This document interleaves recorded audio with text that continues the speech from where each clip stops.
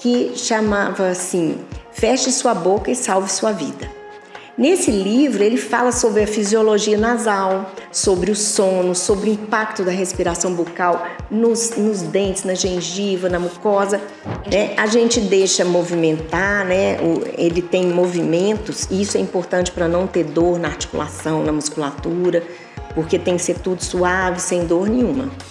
Ao contrário, o aparelho ele tem que proporcionar para a pessoa um sono agradável, e acordar bem, sem dor, sem nenhum problema. O ronco e a apneia do sono podem levar a complicações graves, como hipertensão, diabetes e até o infarto. E você sabia que 1/4 da população tem essa doença e não sabe? Mas a boa notícia é que existem tratamentos multidisciplinares eficazes e um deles, além do CPAP, é a odontologia do sono, com um aparelho intraoral, que é uma solução acessível e eficaz no tratamento da apneia do sono. Então venha comigo descobrir como a odontologia do sono pode te ajudar a dormir melhor e trazer mais qualidade de vida. Então venha comigo e com a doutora Lourdinha, que é dentista do sono, para poder entender como esse tratamento pode te levar a mais qualidade de vida e vencer a apneia.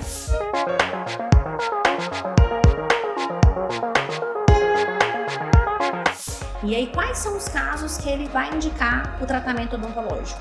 Sim, hoje, o último guideline da Academia Americana do Sono fala que primeiro o médico deve propor o CPAP. Porém, em todos os níveis de apneia? Eles falam assim, em todos os níveis, porque antes era assim, a apneia leve a moderada é indicado o aparelho intraoral, moderada a grave o CPAP. Mas aí o último guideline mudou, agora ele fala assim, falar para o paciente usar o CPAP. E se o paciente não quiser, ele pode usar o aparelho intraoral independente da gravidade, por exemplo, até a apneia grave, né? Mas assim, na prática, a gente verifica que os médicos, eles indicam mais os aparelhos intraorais para realmente quem tem apneia leve, a moderada ou grave, se o paciente se negou a usar ou se ele tentou usar o CPAP e não conseguiu se adaptar. Tem dificuldade, né? Isso. E o que é uma apneia leve a moderada? Isso, eu pensei nisso. Para quem não sabe, né, a apneia obstrutiva, ela é considerada uma apneia obstrutiva se tem um índice de apneia e hipopneia acima de 5 paradas por hora até 15 seria leve, e acima de 15 a 30 moderado e acima de 30 grave. Aí, o grave, por exemplo, significa que eu paro de respirar 30 vezes em uma hora. Tem gente que para 80, 100 vezes por hora, quer dizer... Ele mais não respira do que respira, né? Então tem casos muito, muito graves. E essa classificação da gravidade da apneia é só o exame que vai me dar. Eu não consigo medir isso por algum sintoma físico, alguma anamnese. Não, porque é bem interessante isso. Tem pacientes que têm uma apneia leve, que tem sintomas demais de muita sonolência, fadiga, acorda cansado, memória está ruim. E pacientes com apneia gravíssima que nem sonhavam que tinha apneia, porque não sentem nada. Então tem que realmente fazer uma avaliação. Entendi, que realmente cada caso é um caso. Cada caso é um caso, né? Cada organismo é um universo. É um universo. A ser estudado.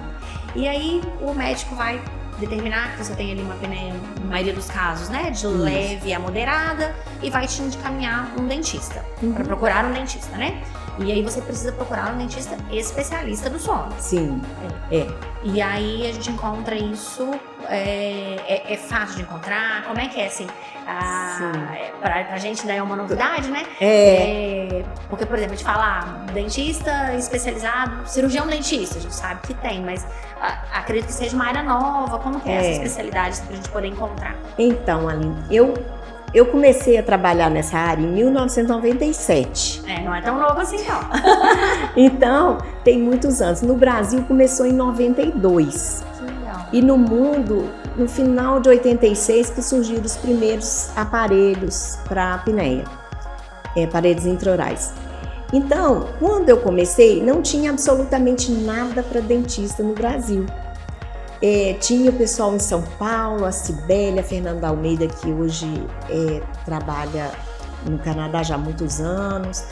E a gente eu conversava por telefone e o que a gente fazia era estudar pelos artigos e eu participava de cursos com médicos de medicina do sono, para conhecer, né, aprender sobre medicina do sono.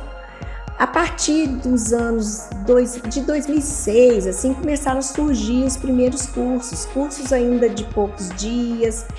E hoje não, hoje nós temos cursos que são cursos de capacitação de 180 horas com atendimento a pacientes e tudo. A Associação Brasileira de Odontologia do Sono, nós temos a prova de certificação pela Associação Brasileira de Sono e de Odontologia do Sono, né? Então, a gente faz essas provas para certificar de que aquele profissional ele está apto. E para fazer essa prova, para prestar essa prova, só quem fez cursos mais longos, de no mínimo 180 horas. Interessante. Então, o ideal é que eu procure um dentista certificado. Do sono.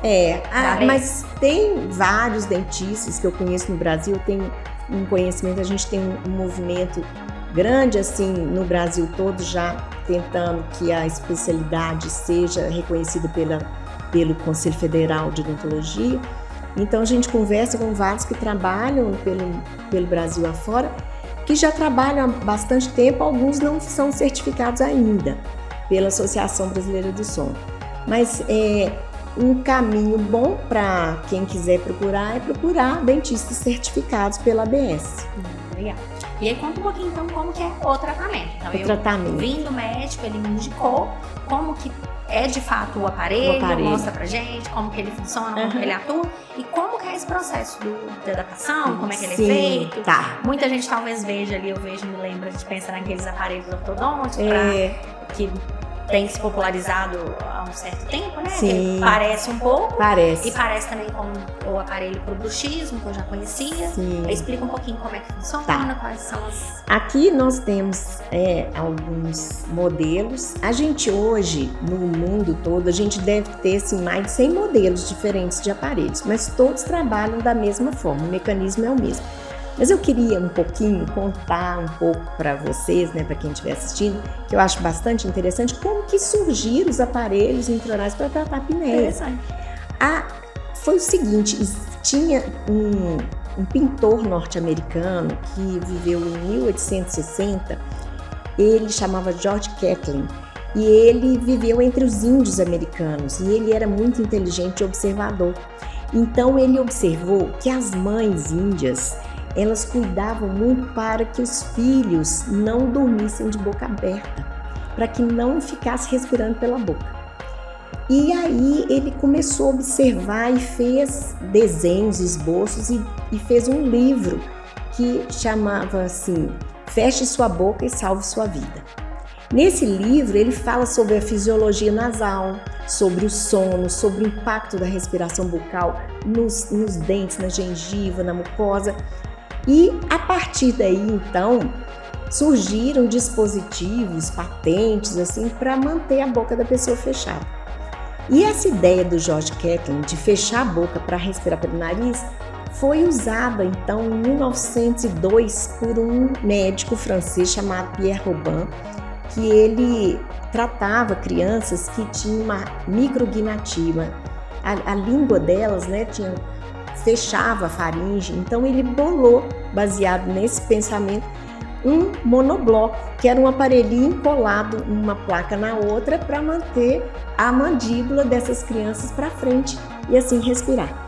O aparelho não deixava eu abrir a boca e ainda mantinha a boca para frente, né, para puxar a base da língua.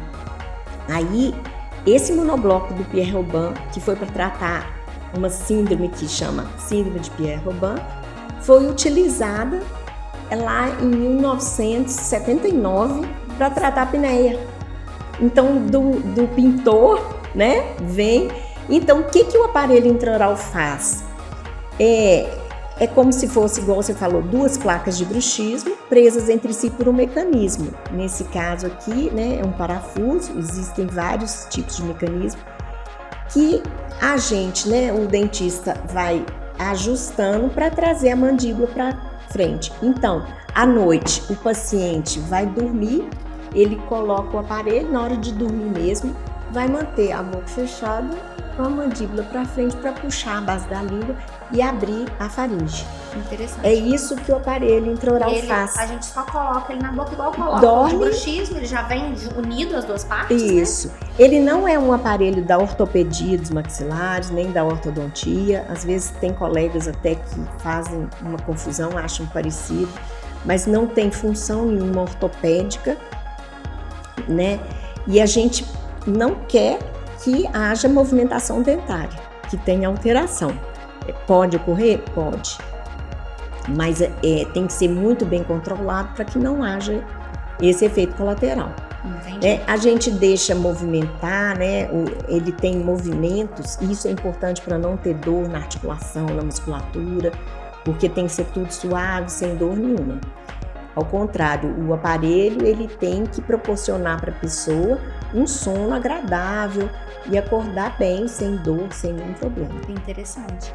E como que funciona? A gente vai no consultório, vai tirar o molde, como que é o processo? Aí, no caso, né, o paciente foi indicado pelo médico, a gente faz a avaliação, vendo que não tem nenhuma contraindicação, por exemplo, por alteração na articulação ou dentária e tudo, a gente faz ou escaneamento, hoje a gente usa muito scanner, né, ou moldagem, e manda para o laboratório para fazer o aparelho intraoral, e aí a gente instala e vai avançando aos poucos até que chegue num momento, pelo relato do paciente, pela quantidade de avanço que você fez, que já deve ter resolvido as apneias. Aí a gente pediria a nova polissonografia com o aparelho. Interessante. O avanço que você fala é um ajuste? É o ajuste que eu faço aqui no parafuso.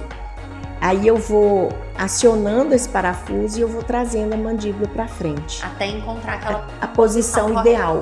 Entendi. Né? E aí como que é o processo? Eu vou no consultório, você ajusta, eu durmo um dia, volto aí, depois. Aí não existe assim um protocolo determinado, mas normalmente a gente marca assim o ajuste. Tem colegas que marcam com um mês, eu gosto de marcar de 15 dias e vou acompanhando até que chegue numa posição, e pelo relato do paciente, que eu acho que aquele é o ponto certo. Fez a polissonografia, mostrou que ainda tem apneia, a gente continua o processo. Se resolveu foi sucesso, aí a gente vai parar de ajustar, não precisa avançar mais, e aí a gente vai chamar esse paciente sempre, porque como é para sempre, para usar, então eu chamo esse paciente 6 em 6 meses para fazer. A gente fala de revisões, então a gente vai examinar a articulação, musculatura, ver alguma alteração na oclusão, ver o aparelho, saber se o paciente está usando, recidivas e tudo mais. Entendi, que legal.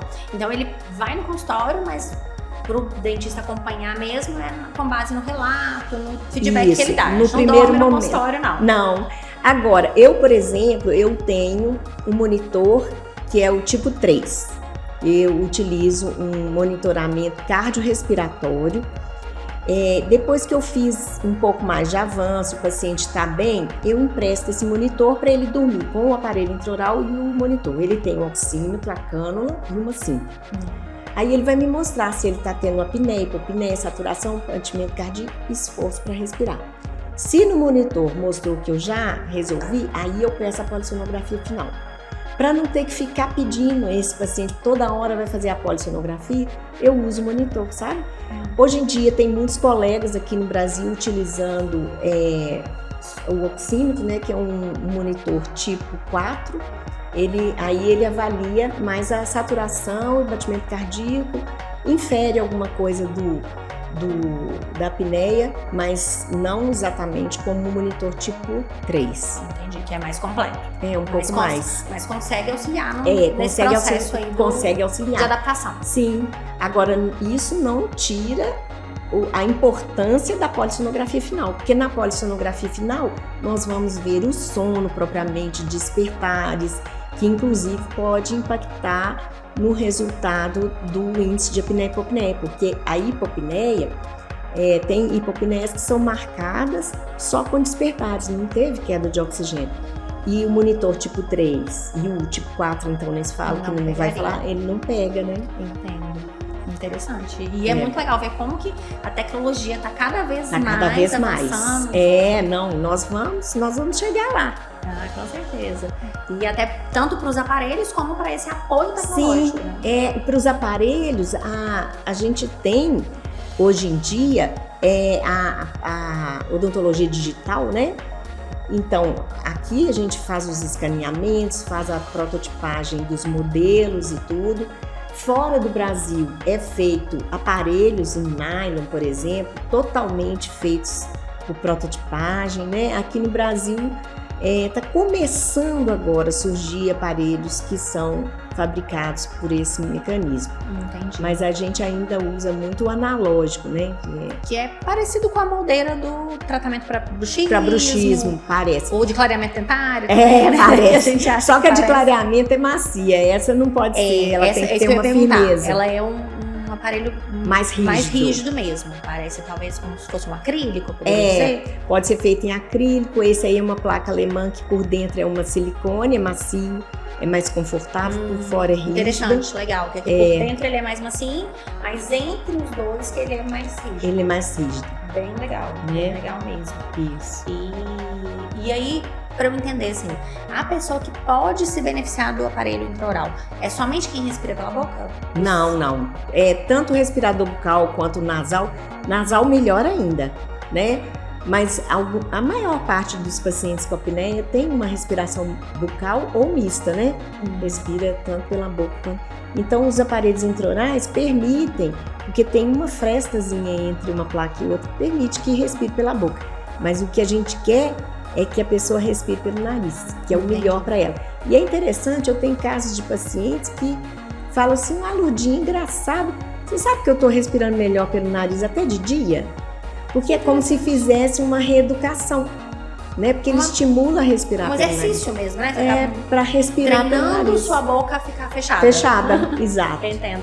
Mas e para quem não é respirador oral? Se eu não respiro pela boca, como que é a atuação do aparelho É por se eu isso. respiro pelo nariz?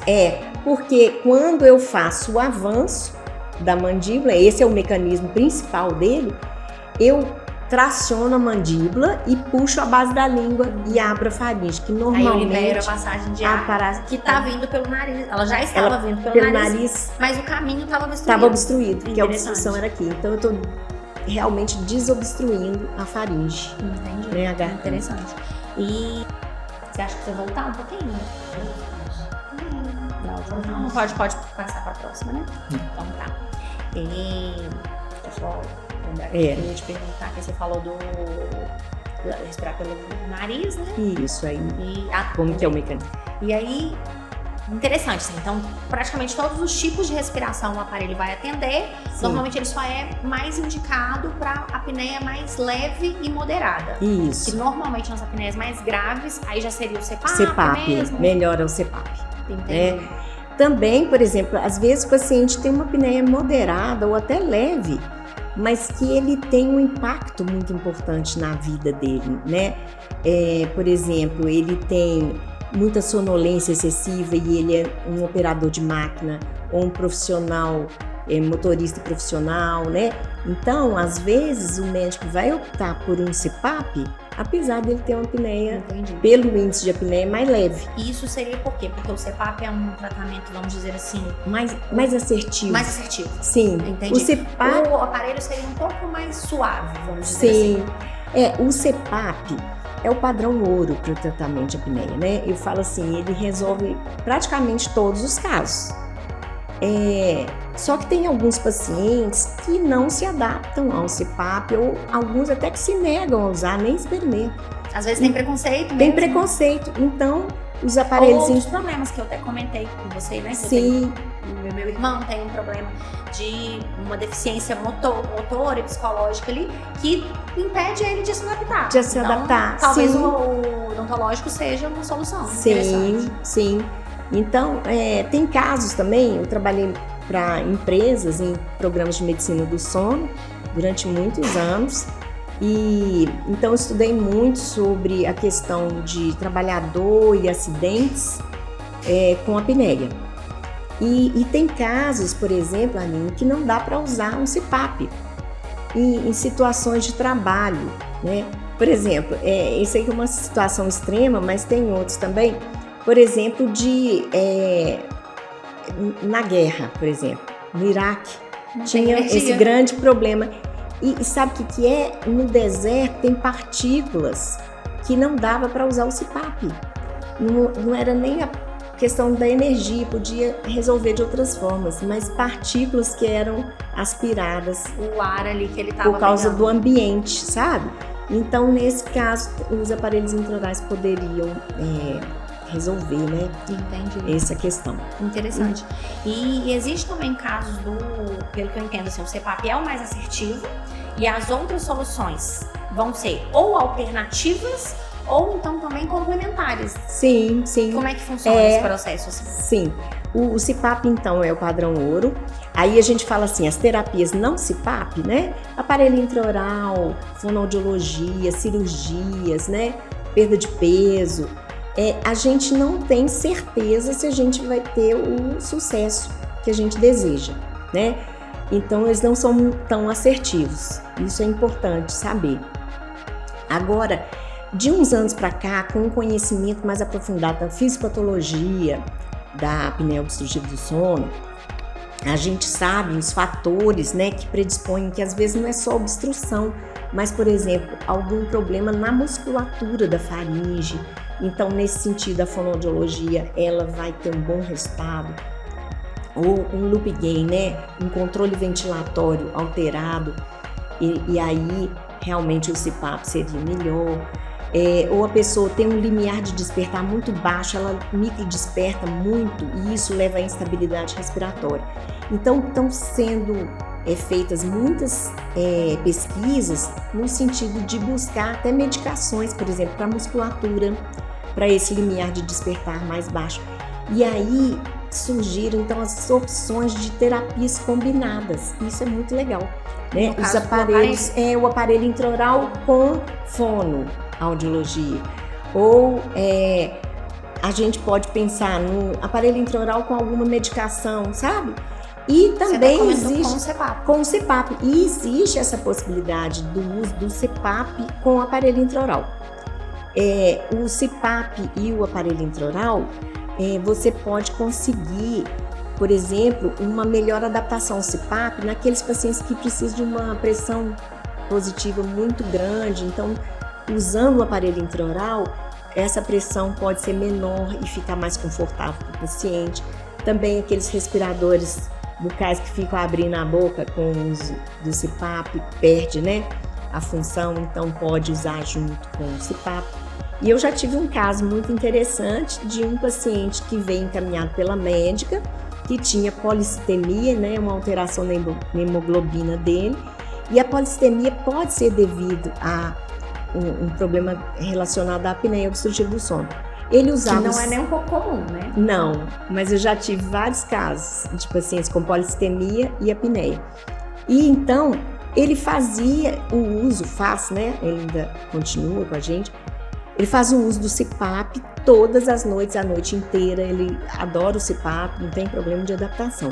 Porém, não estava conseguindo fazer o controle da hemoglobina. E a médica dele, então, falou, você vai, então, usar o CPAP com o aparelho intraoral. E ele veio para mim e tal, fizemos o tratamento e deu muito certo que pela primeira vez ele conseguiu fazer o controle da hemoglobina dele. Interessante. E por quê? Pois aí eu não sei te responder. É uma questão aí que precisa ser investigada. Eu acho que não tem uma explicação. Eu tenho certeza, não tem uma explicação científica ainda. Um mistério do corpo humano. Por que isso ocorreu, sabe? Que interessante. E por isso que é tão importante ter esse tratamento multidisciplinar e você voltar às vezes, né? Imagino você foi ao dentista, volta no médico, troca a figurinha entre os profissionais ali. Tem que ter essa troca e é muito rica, né? Que interessante. A gente vai aprendendo muito. Uma outra coisa que eu imaginei, não sei se faz sentido também, que a máscara do CPAP, a gente tem a máscara nasal, que vai só no nariz, e tem a máscara oronasal. Isso. E talvez a oronasal é um pouco mais incômoda, que ela vai pegar a boca. Será que é possível, por exemplo, eu colocar a máscara nasal mais confortável e o aparelho para que eu Exato. consiga usar o CPAP só com a máscara nasal, que ela é bem mais confortável. Sim, com certeza. Esse é uma das indicações do uso Que concomitante. interessante, eu achei isso Né? bem Manter legal. a boca fechada, muito melhor, né? E até porque tem estudos mostrando que a máscara oronasal não é tão eficaz quanto a só nasal. E a gente tem percebido isso muito aqui, das pessoas que estão nos dando feedback do uso. Normalmente as pessoas que usam a nasal têm um conforto muito maior, uma adaptação muito mais fácil. Não sei se procede a informação, mas Sim. dos nossos clientes aqui que a gente tem esse feedback, é isso. Quem usa a oronasal Aham, tem mais dificuldades. tem, Que tem, legal. com Que certeza. legal. E é uma coisa que às vezes, né? Não é a gente não passado, sabe. né? A gente não sabe das possibilidades. É, A gente só sabe, se você respira oral, você vai ter que usar essa máscara e não tem E outra pronto. opção. é, Então tem outras Tem alternativas. opção, Que tem. interessante. muito. Muito legal, porque as máscaras nasais tem até aquele formato pillow, né? Que É é isso. bem pequenininha, então Que ela é não ótima. incomoda, não tem tanto problema estético, né? Porque É. o aparelho intraoral, ele tem essa questão do estético. Eu vou Tem. dormir ali com o meu companheiro, eu não vou estar feia, vou É. continuar bonitinha. Exatamente. E principalmente jovens, né? Casais jovens, mulheres são jovens e têm namorado e tal, dormir, aí fica Muito mais legal, tranquilo. muito Mulher é interessante. muito preocupada com a marca Sim, que sim. causa, né?